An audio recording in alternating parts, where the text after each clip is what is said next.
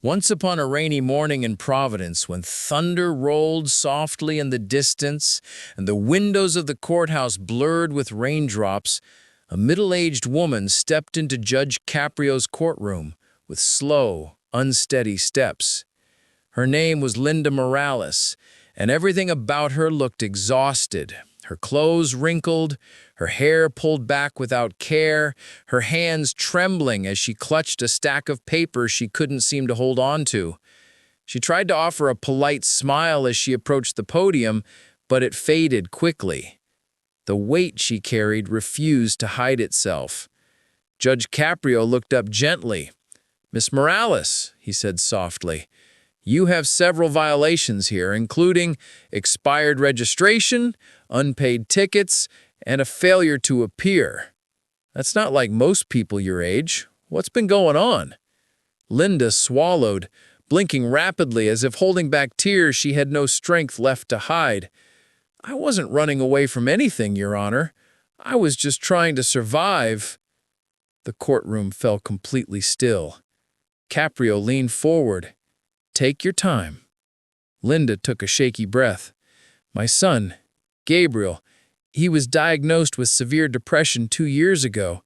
It got worse with time. He stopped going to school, stopped eating, stopped talking. Some days he wouldn't get out of bed at all. And I couldn't afford therapy. I worked 2 jobs, cleaning houses in the morning, stocking shelves at night." Her voice cracked. "He's only 15, Your Honor. 15!" She closed her eyes tightly, and a small tear slid down her cheek. "I tried everything, Your Honor. I begged for help, but every clinic had a waiting list. Every appointment was months away. Every medication cost more than I made in a week." Caprio's expression shifted, soft, heavy, deeply empathetic. "So I started missing shifts, started missing bills. That's when the tickets began. Parking near the clinic, parking near the school, parking near the community center where I hoped someone could help us. Then I stopped opening the mail. I couldn't handle one more problem."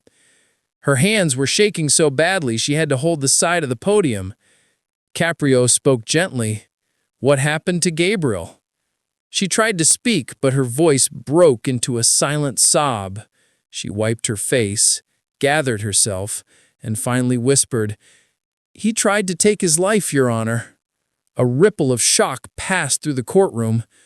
"I found him in his room," she said, her words fragile. "I called 911 and they saved him. They told me he needed intensive care, therapy, monitoring, medication, but the waiting lists were still long, the costs still impossible." She looked up, tears spilling freely now. "So I sold my car, sold my furniture, sold everything I could. I stopped paying rent to pay for treatment instead. Then the landlord evicted us." The room was frozen. Officers, audience, everyone. "We've been living in a shelter for 2 months now. I walk everywhere now. I'm doing my best, but every time I try to get ahead, something else knocks me down." Caprio took a long, deep breath, visibly moved. "Linda," he said quietly, "no mother should have to carry this alone." She shook her head. "I'm not asking for pity, Your Honor. I just can't pay the fines. And I can't go to jail. My son needs me every second of every day." Caprio looked down at the file. Pages filled with numbers, dates, violations stacked like walls around a woman who had been fighting every moment of her life. Then he closed the folder with a slow, deliberate motion. "Miss Morales," he said softly, "you are not a criminal. You are a mother fighting a battle bigger than any courtroom can understand." Linda's breath hitched. "These fines," Caprio continued, "they won't help you. They won't help Gabriel. And they certainly won't bring stability to your life."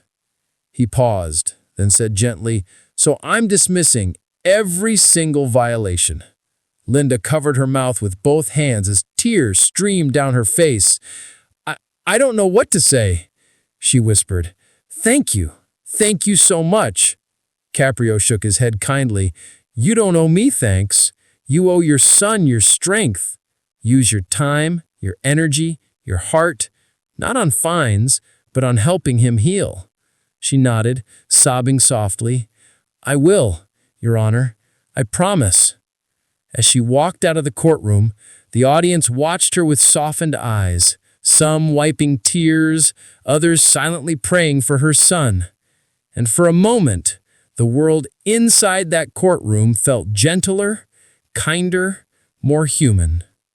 And Judge Caprio, watching the exhausted mother disappear through the doors, murmured under his breath, "When life breaks someone, mercy is the only answer."